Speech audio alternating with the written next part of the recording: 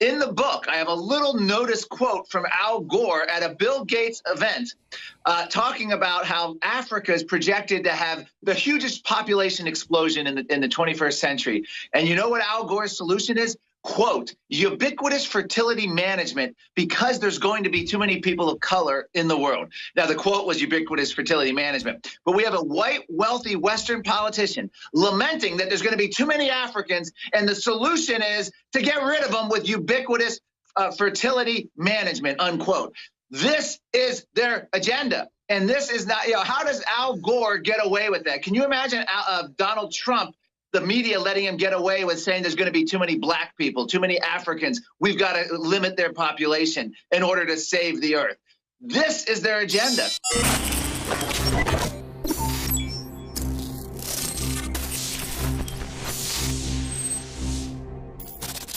The left always bill themselves as the saviors. And if you study their antecedents, their fount, their progeneration, their origination, their proto-primeval development, they come out of the Jacobins in France. And if you go read mainline history books, they were devil worshippers that wanted a 9-day work week, total enslavement, to have sex with children, basically Hollywood. And it's great to have Lord Monckton on because he's a big historian. He knows all about this, and he'll get into all of it. But that's where it goes. So you wonder, it's just about maximum power for elites. So you have free market capitalism. You have crony globalist capitalism that's against that. You have the Democrats that have 70+% of the wealth in Congress, but they're always trying to create this culture war and want to transfer wealth. What they want is a tax on everything you do and the surveillance of that to track and control it, and then exempt themselves, like China and India are exempt, we're not. So Trump says, that's a screw job, I'm not doing that. And Mark Moreno, who was hugely critical of Republicans, says, wow, that's really great. That alone puts Trump up there in lights. So going back to Mark Moreno, the left always bills themselves as the saviors. But if you look at the countries everybody's trying to get into, it's the places that at least have quasi-free market. And they're not one level above them. It's a whole other universe of better. And Bernie Sanders is like, I don't like the fact you can get 1,000 different doctors and 30 types of deodorant. It's confusing. My honeymoon was in the Soviet Union. That's a real quote. And you're like, wow. And he tells a bunch of idiot college students who have all these choices that the West is bad as they try to wreck it as quickly as possible. So that's their plan, to have a managed economy. As you mentioned in your book, you have the documents. They admit this all. The Politically Incorrect Guide to Climate Change. I want to talk to them about that. So looking at them, they bill themselves as a savior of the earth, but it's really a eugenics-based, transhumanist, post-industrial world model of feudalism, in their own words. And so really, those of us fighting them are not trying to be saviors of the earth. We're just trying to not live in a giant high-tech gulag. So can you get into their ideology and get into how we're going to stop them, Mark Moreno? Well, as the Greenpeace co-founder Patrick Moore says, who's turned against Greenpeace, it is the most anti-human ideology today, the climate agenda, modern environmental movement. In the book, I have a little notice quote from Al Gore at a Bill Gates event talking about how Africa is projected to have the hugest population explosion in the 21st century. And you know what Al Gore's solution is? Quote, ubiquitous fertility management because there's going to be too many people of color in the world. Now, the quote was ubiquitous fertility management, but we have a white, wealthy Western politician lamenting that there's going to be too many Africans, and the solution is to get rid of them with ubiquitous fertility management, unquote. This is their agenda. And this is not, how does Al Gore get away with that? Can you imagine Donald Trump, the media letting him get away with saying there's going to be too many black people, too many Africans? We've got to limit their population in order to save the earth. This is their agenda. Their agenda goes, we document in the book how even in Africa, where they have no running water, no electricity, they use the rivers for sewers. They burn dung and wood in their huts, and they're breathing in horrible pollution. They're being denied modern, cheap fossil fuel energy because the earth can't handle it. They're not allowed to make the West's mistake, the wealthy countries' mistakes. this is immoral. I interviewed Governor of California, Jerry Brown, saying the developing world in Africa and South America can't emulate the United States capitalism and prosperity. Well, yeah, Obama told Africa you can't have air conditioning or cars. That's right, unless it's done by essentially white wealthy Westerners managing it. And Obama's administration was very detrimental to Africa, prevented many coal plants from going online. I document that in the book as well. Oh, yeah, the answer to Africa's population explosion, because it is overpopulated in some areas, is we know 1,000% from Japan to Italy to everywhere. You industrialize, population growth drops to 1.3, 1.4, we would have a African population decline instead of a giant Islamic bloom and invasion. And I'm all for there being more Africans. Just don't be foaming at the mouth Africans with knives in your teeth coming across on Soros boats to slit our throats. Well, what's happening in Africa is you're exactly right with the development part. When they get development, their population would stabilize and ultimately decline. And the only reason some European countries is all the influx of immigration. But it is amazing what development and prosperity does to human beings. It cleans up the environment. That's the perverse thing. Fossil fuels actually clean up. Exactly. It cleans up your rivers. It cleans up your air. They don't mention that. The other thing they do, they make all these scary predictions to bring everyone in. And I document how Paul Ehrlich, the 1960s overpopulation, he was compared to, quote, just like Hitler by contemporaries in the 1960s. He wanted to put sterilization agents in the water. Sure, that's what I'm getting at, is that the left goes and weaponizes Africa and makes them hate the West. Then Soros opens it up, lets Islam and with Obama grow and take over Africa, and then use the giant blooming population to then come in to, quote, conquer Europe in a race-based system instead of everybody just working together. This is the most diabolical evil, and really that's what it is. Bill Gates, Al Gore, the globalists are, you know, the Democrats are the maddest they've been at Trump right now since slavery ended. I mean, that's really true. They're the ones. And it's true. They're just race-based because they're cold-blooded. And how do we get the average leftist to understand how they've been conned? Well, that's part of the thing. Now, what I try to do in the book is I feature left-wing scientists who are committed environmentalists. I feature scientists who voted for Al Gore, think he's a smart man, would vote for Al Gore for president again, but they're appalled at his science presentation. They're appalled to what they see as global warming hijacking real environmental issues like clean air, clean water, cleaning up areas.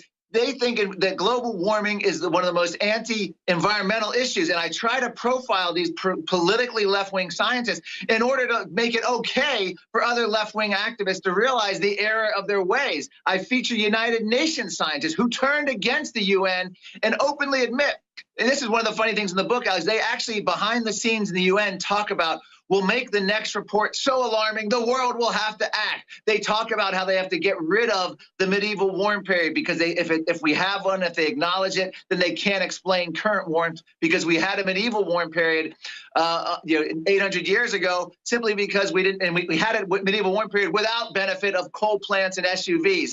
So they talk openly about altering the data.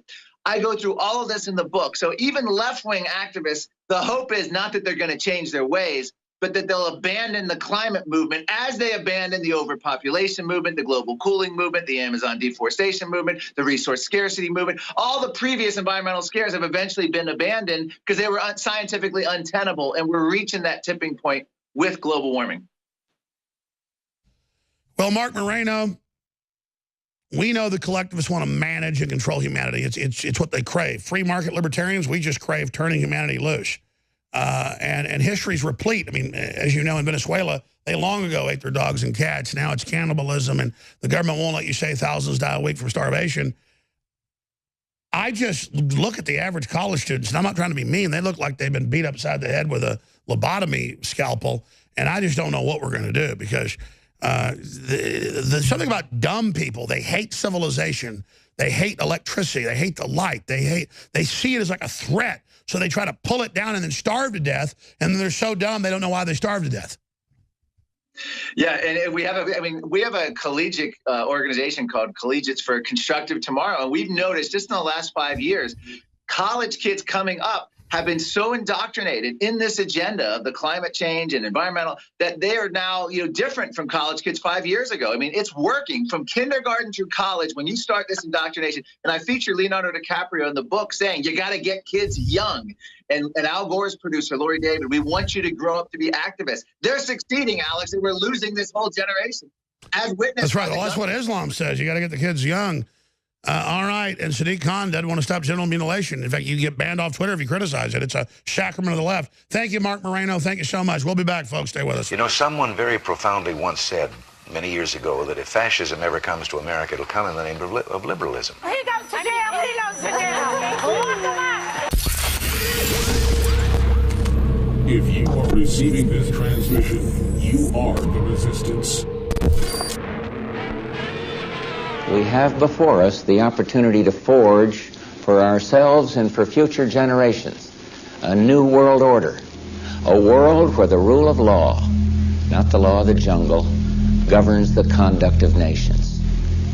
When we are successful, and we will be, we have a real chance at this new world order, an order in which a credible United Nations can use its peacekeeping role to fulfill the promise and vision of the UN's founders. It is a big idea, a new world order, a world in which there is the very real prospect of a new world order. After 1989, President Bush said, and it's a phrase that I often use myself, that we needed a new world order. There is a chance for the President of the United States to use this disaster to carry out what his father, a phrase his father used, I think, only once, and hasn't been used since, and that is a new world order. So that the problem of the Bush presidency will be the emergence of a new international order. Within the next 4 years, we will see the emergence of a new international order. The beginning of a new international order. The pieces are in flux. Soon they will settle again. Before they do, let us reorder this world around us. I think its task will be to develop an overall strategy for America in this period when really a new world order can be created. It's a great opportunity. It isn't just a crisis. It's about the future of Europe and a new world order. There's a need for a new world order, but it has different characteristics in different parts of the world. But today, with Asia already outproducing Europe, India and China are clearly becoming part of our new order. We are now facing a common challenge. And the challenge is how to build a world order for the first time in history on a global basis. So, in conclusion, ladies and gentlemen, a new world is emerging.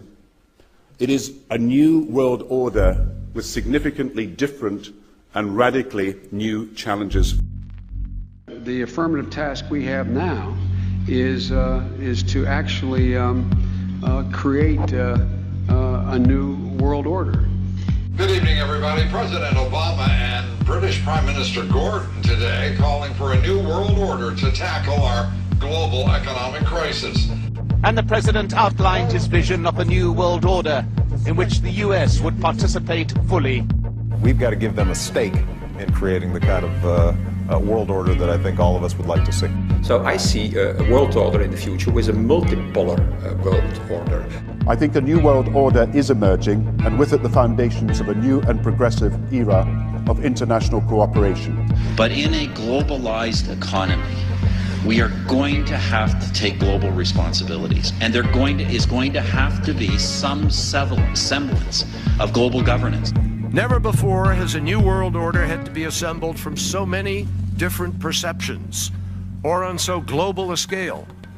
Nor has any previous order had to combine the attributes of the historic balance of power system with global democratic opinion and the exploding technology of the contemporary period. And I strongly believe India will be a central actor in the new world order. There also exists an extraordinary opportunity to form for the first time in history a truly global society. 2009 is also the first year global governance with the establishment of the G20 in the middle of the financial crisis.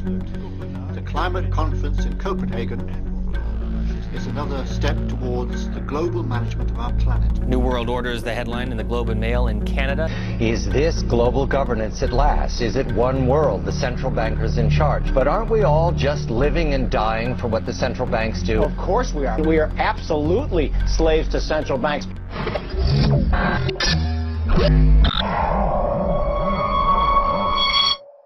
InfoWars Life Brain Force Plus is our #1 selling product by leaps and bounds, and for a good reason. Going back about 5 years ago, we did research on what top selling nootropics were, what were most popular, what were best, what people liked, and we made it even stronger. Then we cut the price because leading competitors have 5 to 7 times markup. We only have 150%, and then it helps fund our operation. Well, now it's 50% off. That means we've got a 25% markup, and we've got it paired with the Real Red Pill that takes about 7 days to kick in. Brain Force takes about 30 minutes. But the two go together. It's the Mind and Body Challenge. They're both 50% off individually, or together they're 50% off and free shipping with the combo at InfoWarsLife.com. But it's got to end in a couple days because both of these bestsellers are about to sell out. InfoWarsLife.com to get your Brain Force Plus and Real Red Pill today.